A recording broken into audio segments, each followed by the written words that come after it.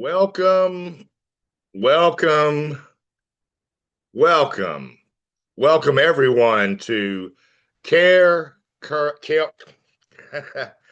to Tuesday, Care Concierge with Care Patrol, where education is the heart of everything we do. Today's seminar is on Beyond Competence, practicing cultural humility to improve patient outcomes. And we appreciate each of you for taking the time to invest in your education with us today. If you're new to Care Concierge or Care Patrol, we are a aging care advocacy group. We do placement, meaning that we help our clients and their families find whatever care option is sort of next in their journey, whether that be home health or inpatient rehab or assisted living. We counsel our clients on all of these topics, and then we're paid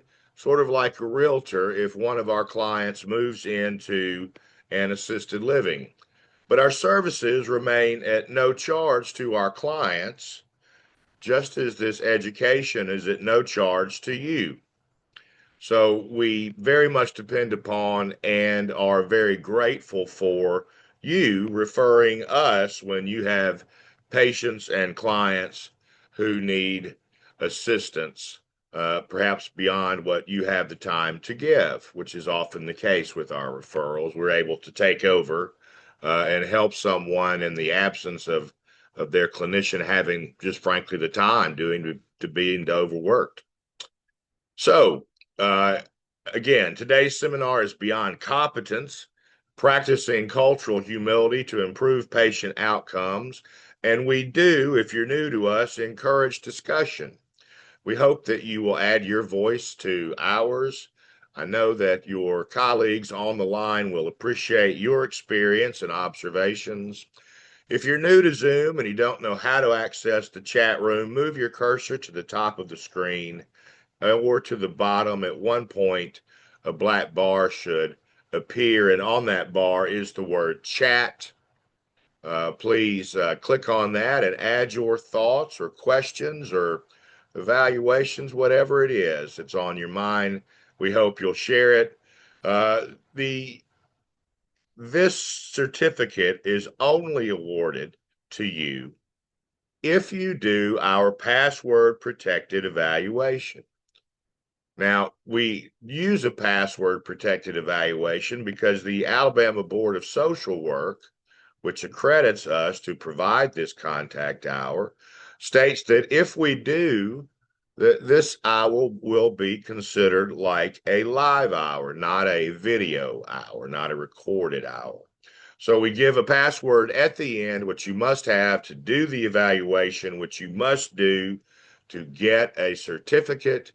The survey will be open until 8 o'clock tonight, after which I'll compile everything and send the certificates out. For those of you that are not on your screen, but maybe in your car or doing some work at your desk, I'm going to read to you now the link for the evaluation. Also, if you're on YouTube, make note of this. The link is https colon forward slash forward slash www.surveymonkey.com forward slash lowercase r forward slash all uppercase letters with numbers 3 C as in cat, Z as in zoo, Z as in zoo, T as in Tom, H as in Harriet, F as in Frank. That is today's link. Remember, you must do the evaluation at this link in order to receive a certificate.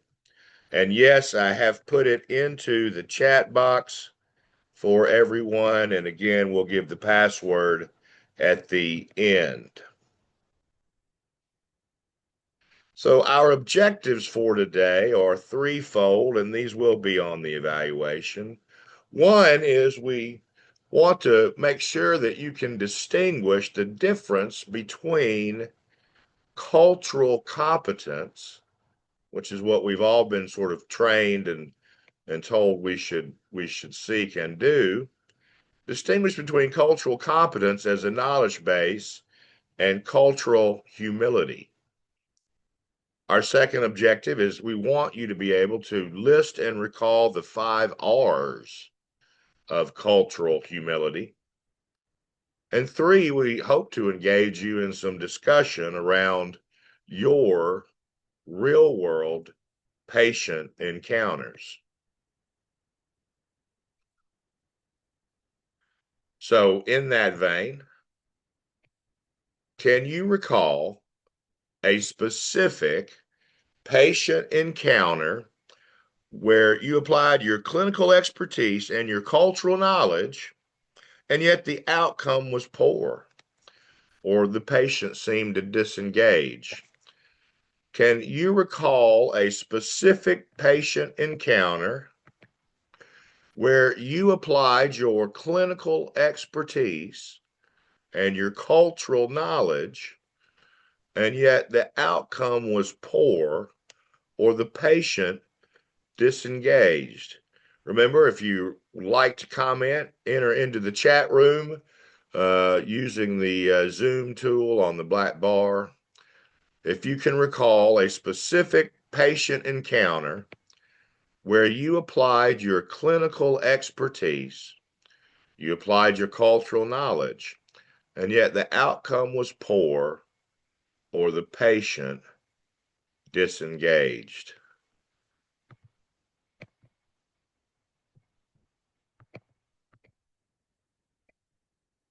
Oops. Well, the core problem, perhaps in that encounter, if you had had one, would be the inherent limits of cultural competence, which are these: competency implies knowledge, competence implies mastery of knowledge, competence implies that we've reached a finish line in our cultural awareness. And so, if we're culturally competent, we're implying that we've reached some pinnacle. And the danger of this is that when we are practicing what we believe to be cultural competence, we're often relying on stereotypes and group level generalizations, such as all patients from Gen X believe thus and so. And so there's a bias here, the expert bias, which is you've established in cultural competency a hierarchy in which the clinician is the expert on the patient's culture. And what this may do is potentially silence that patient from sharing with you their unique experience and their reason for being in your office. And so, if we want to say, well, what is cultural humility? We look to the work of Drs. Tervalon and Dr. Murray Garcia. And these two women in 1998, in a series of papers, defined cultural humility. Oh, yes, with a Spanish speaking family and an inpatient hospital case. Thank you, Ms. Townsend, for sharing that example with us. The cultural humility is really less about the other and more about self evaluation and self critique. And this would be a lifelong commitment that one examines one's own biases and own cultural background, and how that their own cultural background may be influencing their bias. And so cultural humility then seeks to redress this power imbalance and install instead the patient as teacher. So when you, as a clinician, are consciously acknowledging that the patient is the expert of their own life, while you, the clinician, are the expert on medicine alone. And institutionally, obviously, we would have to install this and have accountability in which across disciplines we try and diminish or even eliminate the white coat, so called, hierarchy that's preventing honest communication with patients. So the foundation, then, we would say, and competence is the foundation of cultural humility in a sense. It is the knowledge, it is the what, it is the beliefs and knowledge of health related practices. Cultural humility involves integration, it involves the ability of the system and systems to provide care to patients who have diverse values and beliefs and backgrounds. And it helps to form a relationship. Competence provides you the tools, but humility, cultural humility, provides you with the mindset to use those tools effectively without involving your own ego. Well, why does this matter, you might ask? What is the difference for the patient? Why does this matter? Well, it matters for this reason. First and foremost, diagnostic accuracy. Clinicians, it's shown, who practice humility are less likely to fall for, quote, premature closure, which is to say, stopping looking for a diagnosis once a stereotype is met. Also, we see that cultural humility promotes treatment adherence. When patients feel like they're being seen and heard and not typed, they're more likely to follow through with a care plan. And it forces us to promote health equity, where we look at the systemic whiteness and institutional bias that exists in healthcare that alienates our marginalized communities. And so now you might be saying, well, Sean, we agree that humility is important. But how do you do humility in a 15-minute appointment when you are behind schedule, exhausted, overworked, facing a complex clinical case? So, do you agree that humility is important? But ask the question, how do you expect me to do humility in addition to everything else I'm doing in a busy workday? Does anyone have that sensibility that humility is important, but how do you accomplish it? Well, let's discuss. What we want to introduce to you, and I'll say this in a sense, we reintroduce because we've discussed this in a former CEU, and you can see former CEUs on YouTube at Sean Barnes Carepatrol. You can take those for recorded credit. And we have addressed the 5 R's before, but we will do so again. The 5R framework was developed as a clinician coaching tool to help providers address their implicit biases in real time during patient care. It moves cultural humility from this abstract concept that we've presented to you to something that's concrete, that's actionable, that has a checklist.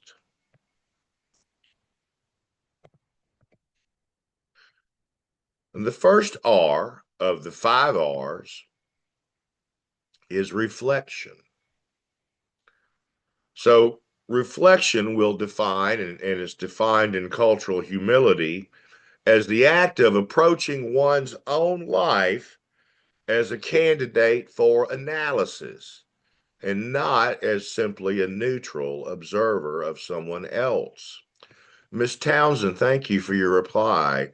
You said that you, in order to instill cultural humility in a 15-minute appointment should acknowledge that their culture may be different than yours and that you need their input in case it impacts medical decision-making preferences. Well, Ms. Townsend, you have encapsulated this talk in a paragraph, and I will, with your permission, stretch it out for another hour. But that's exactly the direction we're going. Thank you so much for your comment. So, the definition of reflection is approaching yourself as a candidate for analysis. And the action that would bring this about is before and after the patient encounter, ask yourself, what is my own culture of medicine telling me right now? And how is this culture of medicine clashing with this patient's reality? So we're reflecting on how we might be clashing with this patient's reality. Secondly, the 5R, the second R is respect. And respect in this framework isn't just about being nice to someone.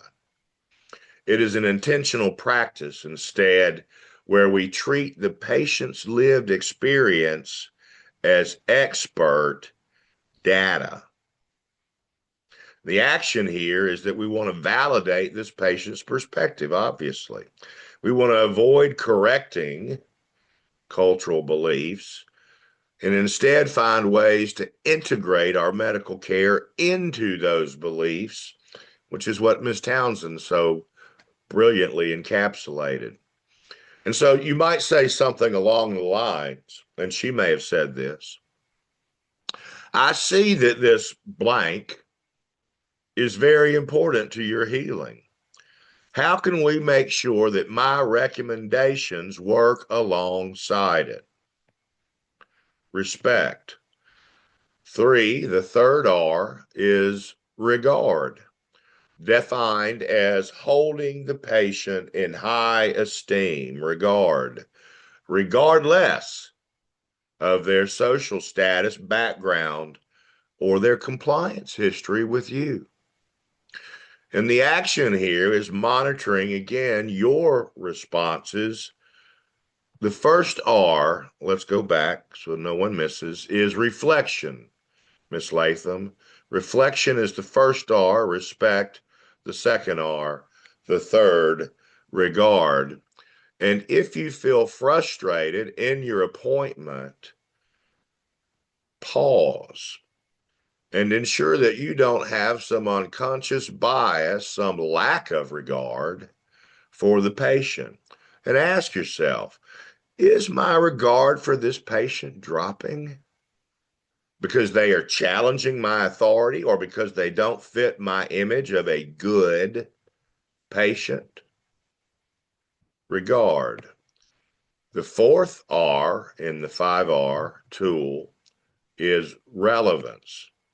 And this is ensuring that our clinical actions and treatment plans actually make sense for the patient within their own cultural and social context. And the action here would be to ask the patient, how does this plan fit into your daily life? Are there family or religious obligations that make this difficult? Ask the patient. This is relevance. How does this fit into your life?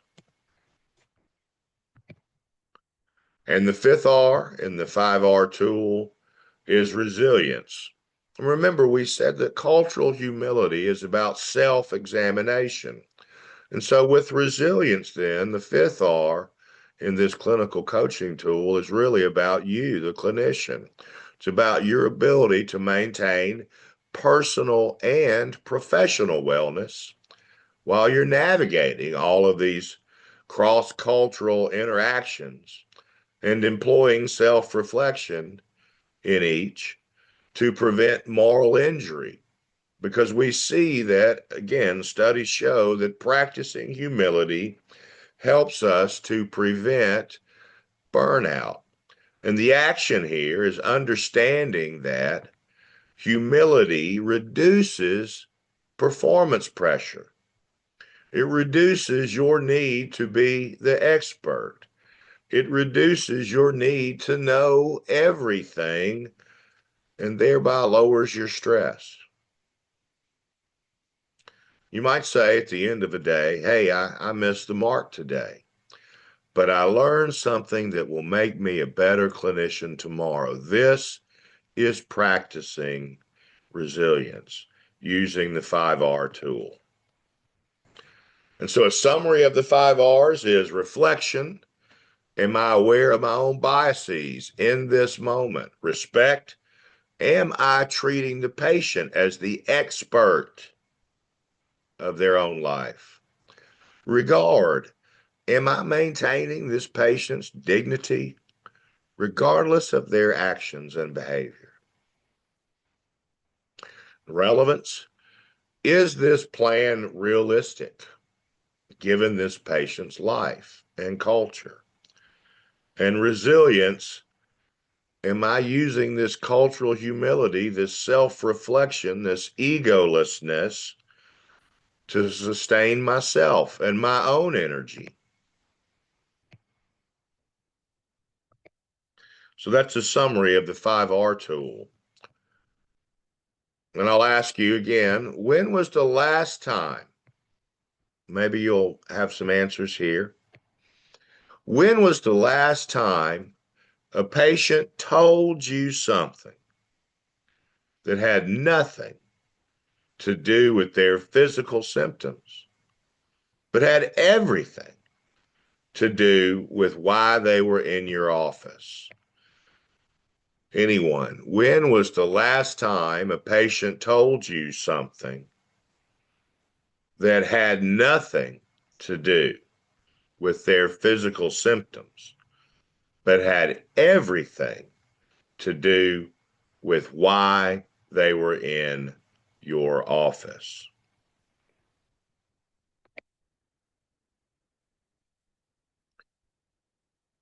This is where we want to underscore the power of narrative medicine, the power of story when we install the patient as the expert in their own life.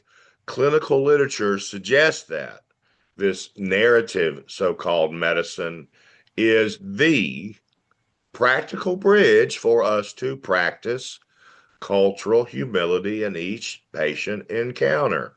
So, narrative versus history. A medical history, a chart, is a list of facts. A patient's story, on the other hand, is the meaning that the patient attaches to their illness, to those facts. And the goal is to understand the patient's explanatory model. What do they think caused their illness? What are they afraid of? Narrative medicine. And so, as we're practicing narrative medicine, it allows us another strategic advantage is that it allows us the opportunity to listen for SDOH, social determinants of health. Every patient has a theory about their illness. Using cultural humility, a clinician will ask, what do you call this problem, this illness? What do you think caused this illness? Why do you think this illness started when it did? Stories reveal the barriers that check boxes miss. Transportation issues, family dynamics, housing instability, or historical trauma with the healthcare system, with the whiteness of the healthcare system. It should be no surprise to anyone that African Americans have a natural wariness about the medical field. You only need to look at Tuskegee to understand this. Uh, I appreciate the many comments that you had those patient encounters every day this morning, last week. Miss Johnson said yes. Well, she was working in HIV noncompliance. She was focused on HIV medication compliance. However, they need transportation, housing, etc. Karen Clark says, customer said to me last week, today is a good day to have a good day. I love that. He shared how this saying helped him to have a more positive perspective on his current circumstances. Thank you for sharing that, Miss Clark. Stories reveal the barriers that check boxes miss. And the model of cultural humility prevents clinicians from prescribing treatments that the patient fundamentally feels will cause them personal or cultural harm. So let's look at some narrative humility techniques. Bias, stereotype, thrives in the absence of information. When we don't know a patient's story, our brains will naturally tend to fill in the gaps. And most often, those gaps are plugged with stereotypes about a person who exhibits certain traits or behaviors or appearance or whatever. The technique to use is called open-ended priming. It's what you say to the patient, tell me the story of how you realized something was wrong. And if you gain nothing else from today's presentation, if you're unable to list the 5 R's or can't distinguish between cultural humility and cultural competence, or you didn't feel involved in the discussion, I want you to remember this above all else, the 2-minute rule.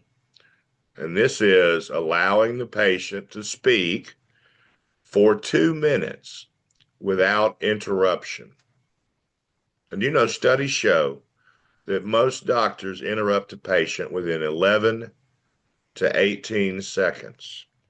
2 minutes can be a long time. I was at the dentist on Friday with my mother, who was getting a crown replaced at UAB's dentistry school.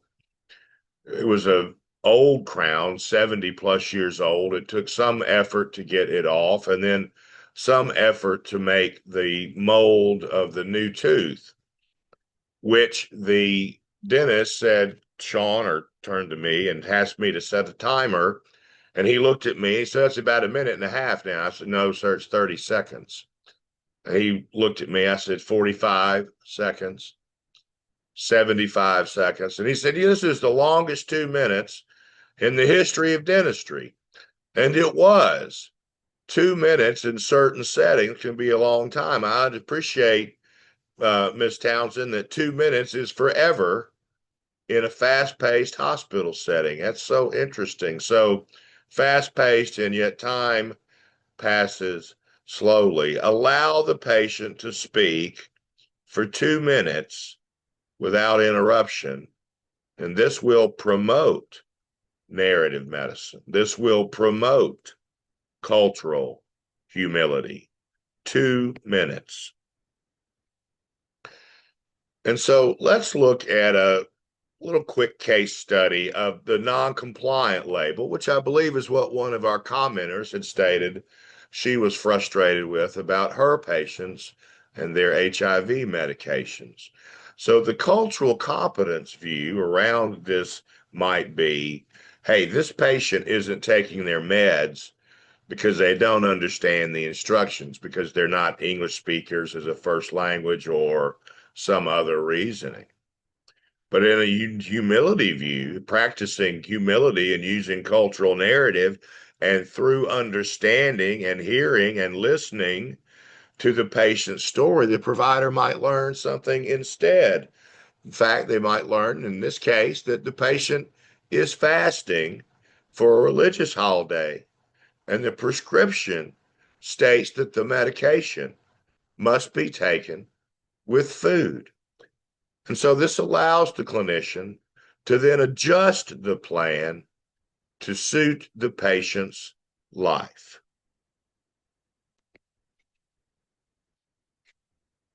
I'll ask you now that we've talked about this at a little bit of length, a half an hour.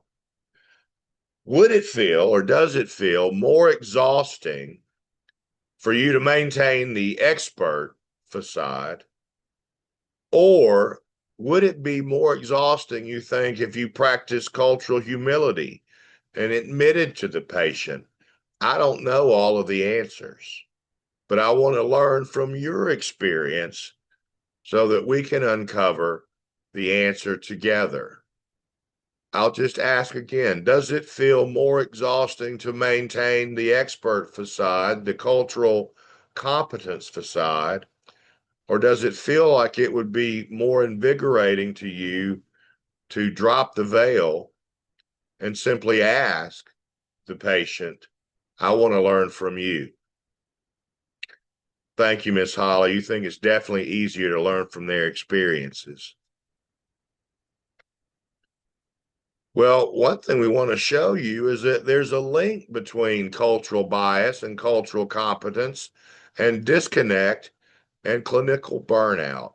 The literature indicates, in fact, that burnout is frequently tied to a lack of meaningful connection. And so if we start to view patients through the lens of competence, where we're completing a task and checking a box, medicine for us will become transactional.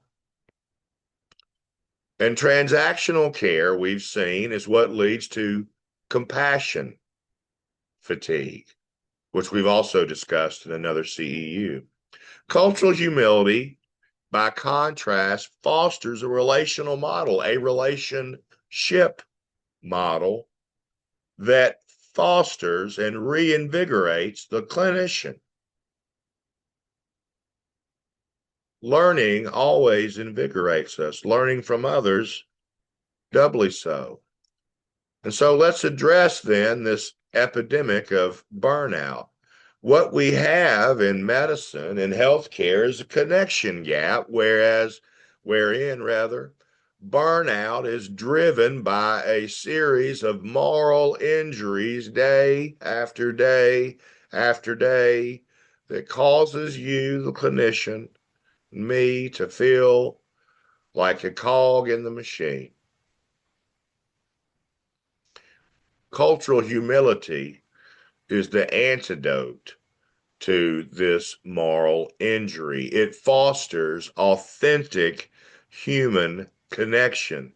And when clinicians feel that you truly know and truly respect your patients, your job satisfaction will increase.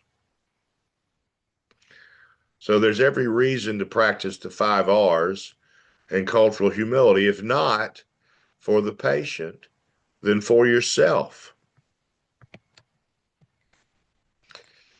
So resilience is what we're looking for, and resilience comes about through this shared humanity that we reach when we practice cultural humility, which allows the clinician, allows you to be human rather than the expert, the perfect one. Vulnerability reduces the emotional labor of maintaining this facade of expert, and vulnerability always leads to understanding between folks. Showing vulnerability is how you form a relationship. So, how do we ensure then that cultural humility isn't just something nice we do when we have time, but is something instead that we install as a standard of care? How do we ensure that cultural humility isn't just something nice we do when we have time, but instead becomes a standard of care.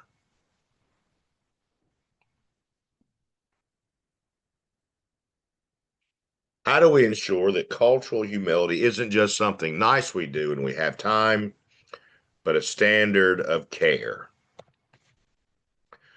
Well, we'll show you another tool, which is the CARE strategy, CARE, which helps us to uh, enter into a relationship with people from diverse populations. Miss Henderson says, I can see when interactions become monotonous, you can begin to wonder if you're making an impact. Overall, we need something to remember to be genuine. And Miss Sigger says it has to be intentional. Thank y'all for commenting. Educate on the benefits of cultural humility as you're doing now. Thank you, Miss Clark.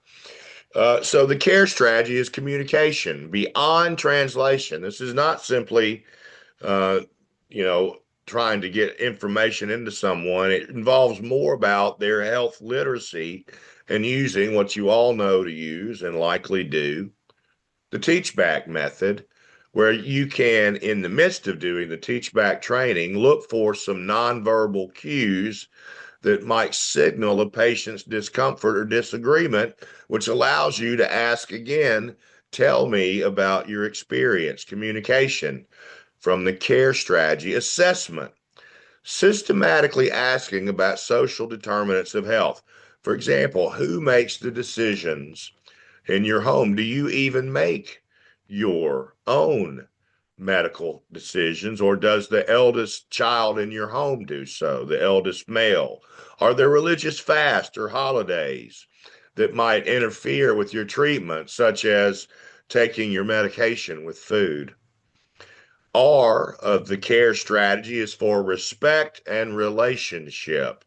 And this is where we build a partnership with our patient, and we may even integrate their own ideas around traditional healing with practices that are medical, so that rather than dismiss their remedy, we add to it.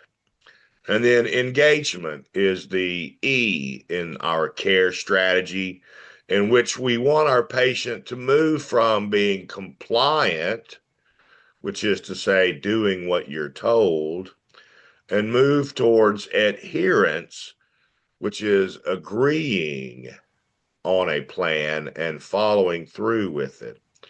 So the difference in compliance is doing what you're told, whereas adherence is agreeing on the treatment plan. The CARE strategy, communication, assessment, respect and relationship, and engagement. And as we've said throughout, cultural humility is a practice of self-reflection. It is an attempt to be egoless in your interactions with your patients.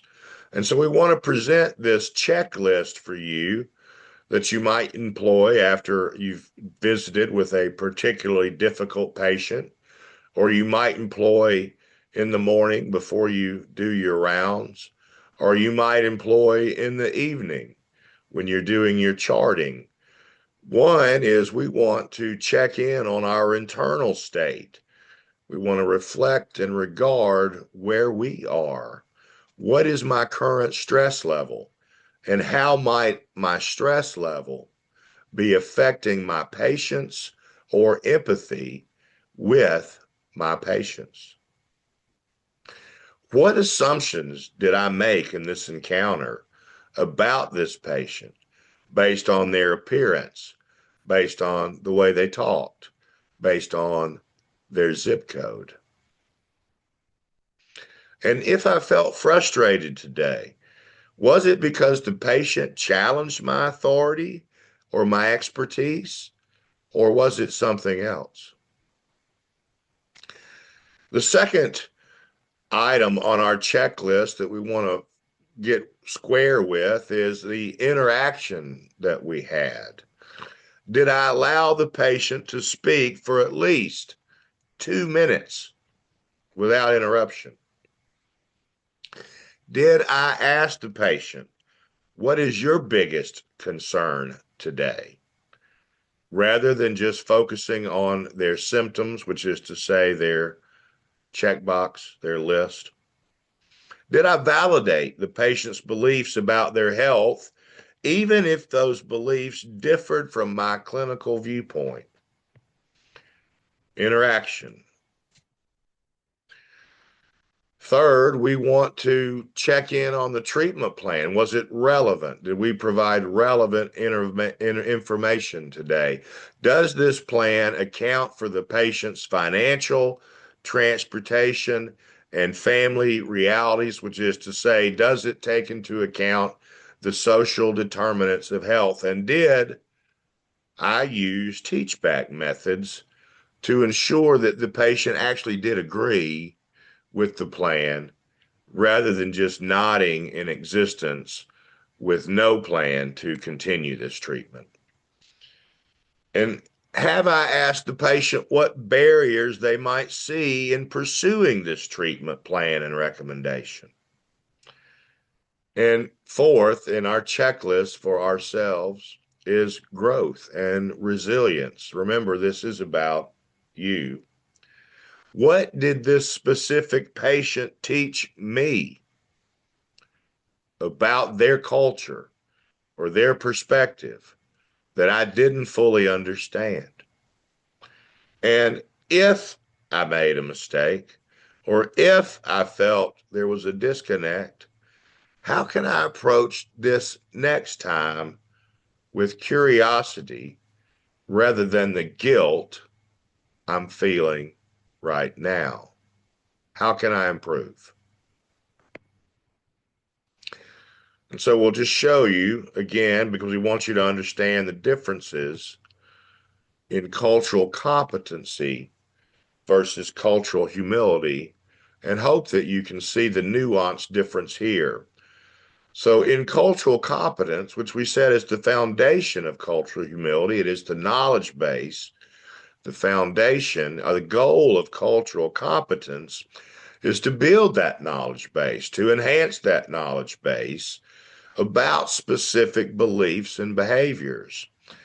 In cultural humility, which is less of a foundational brick and more of an organic thing, it's a process. The goal of cultural humility is to engage in lifelong commitment of self-reflection and self-critique. The perspective in the cultural competency viewpoint is that the clinician is the expert who is learning about the patient, the other. There's a natural dichotomy installed. When there's an expert, there's another. Whereas in the process of cultural humility, the patient is viewed as the expert on their own life, and the clinician, rather than being the expert, is instead the learner.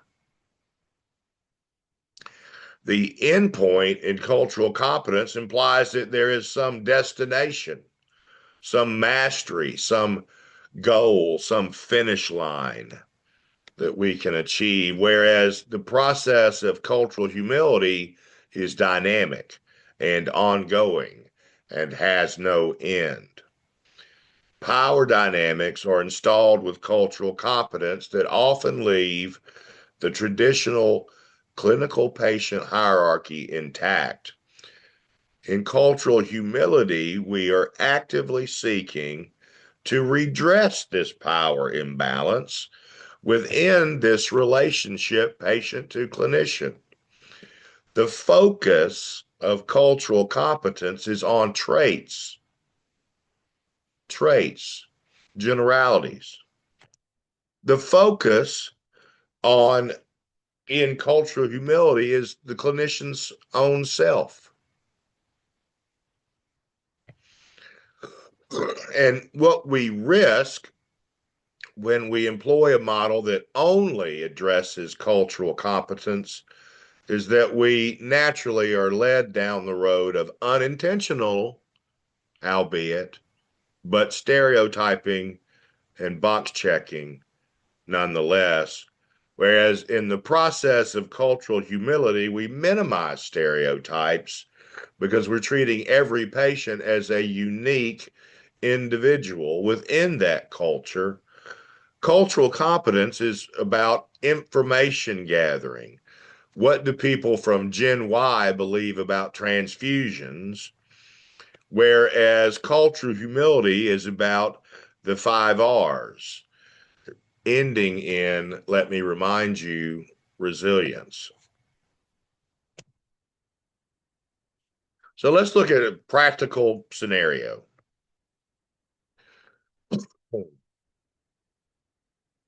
A patient is not following their prescribed diabetic diet.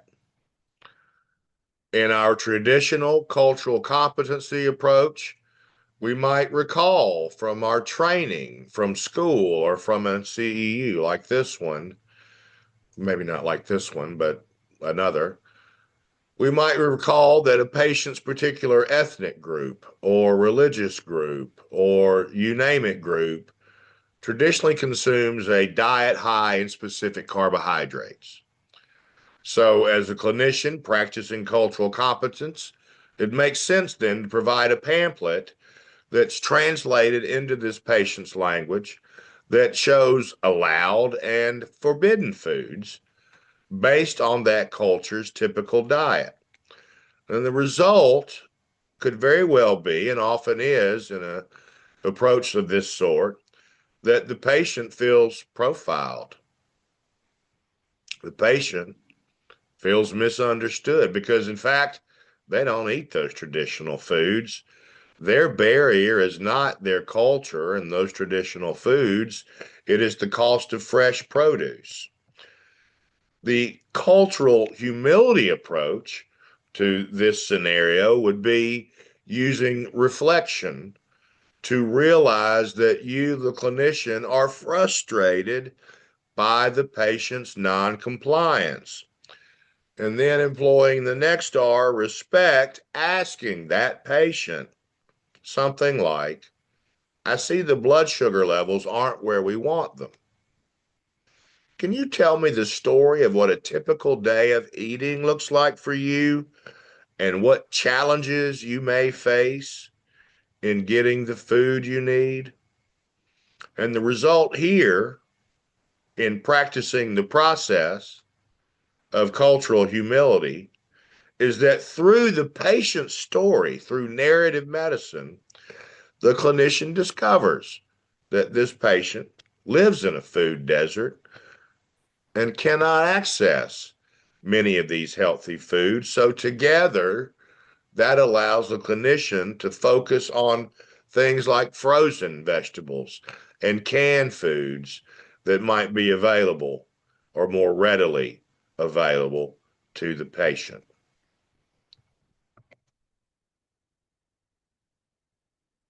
So, let's look at our conclusion. Cultural humility does not require us to be the experts on every culture, unlike cultural competency. What cultural humility requires us or requires of us is that we be experts only on our own biases and that we be humble enough to let the patients be the experts of their own lives. And so competence again is the foundation, it is the knowledge base, it is the map of the terrain that we're traversing with this patient. But humility is the compass. It is the tool that will keep us oriented towards the goal of maintaining the patient's humanity and dignity and wellness. Outcomes of humility, of practicing cultural humility, are that the destination, instead of being some endpoint finish line of expertise, the destination instead is traversing ourselves towards equity, healthcare and otherwise, trust, and healing. And so the final thought I would have for you today would be, excuse me, we improve patient outcomes not by mastering their culture, but by mastering our ability to listen, reflect, and respect the patient and ourselves. Cultural competence, then, finally, isn't about the other, learning their traits, their history, and their habits. But cultural humility is about you. It is the courage that you have to look in the mirror and acknowledge your own biases and step into the exam room not as a superior expert, but instead as a humble partner in healing.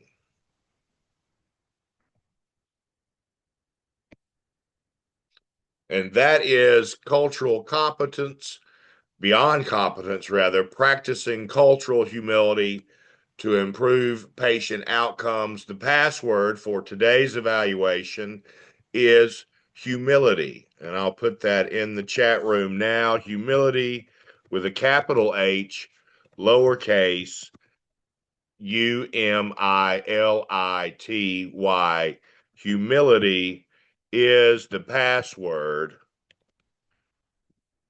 And the link is https colon // www.surveymonkey.com /lowercase r / all uppercase letters and numbers 3 C as in cat, Z as in zoo, Z as in zoo, T as in Tom, H as in Harriet, F as in Frank. Humility should work. Make sure that you've capitalized H in humility. Humility is the password, unless I misspelled it. Someone please let me know if the password is working. Thank you, Miss Townsend. Thank you, Miss Bramlett. So humility is the password. I've given you the link. The survey will be open until 8 o'clock tonight. I will then send out certificates to all attendees who complete the evaluation, whether you are live today or online at some later date. You must do the evaluation to receive the certificate. And remember to include your license number and your email so that we can get it to you. Also, in our evaluation, we ask you for your ideas about upcoming presentations. We're booked now through August with some very interesting speakers, and we look forward to having you. You can always go to my website, Carepatrol of Birmingham, Huntsville, Montgomery, and find our links. You can join our email list if you like. Just email me. My email is on the screen, and let us know that you'd like to be in our database. Thank you for being here. Hope you'll join us 2 Tuesdays from today when we have Karen Morse, who will be telling us about Medicare Advantage, particularly now that it has changed. The password, Miss Jackson, is humility with a capital H, HUMILITY, humility. And I know someone had asked about what were the C, A, R, and E for in the care strategy. C is communication. A is assessment, where we're assessing social determinants of health.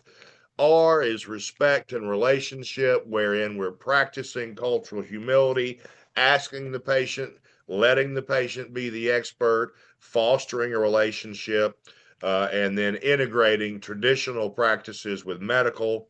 And then E is engagement, where we hope we move our patients from simple compliance, which is to say, simply doing what they're told, into adherence, which is agreeing on and actively pursuing a treatment goal with them. I will be sending the slides to you all with the certificate. Thank you so much for being here with us today, and thank you for all that you do. I hope you have a great day and a great couple of weeks, and we will see you soon. Thank you so much for being with us today. We appreciate you and look forward to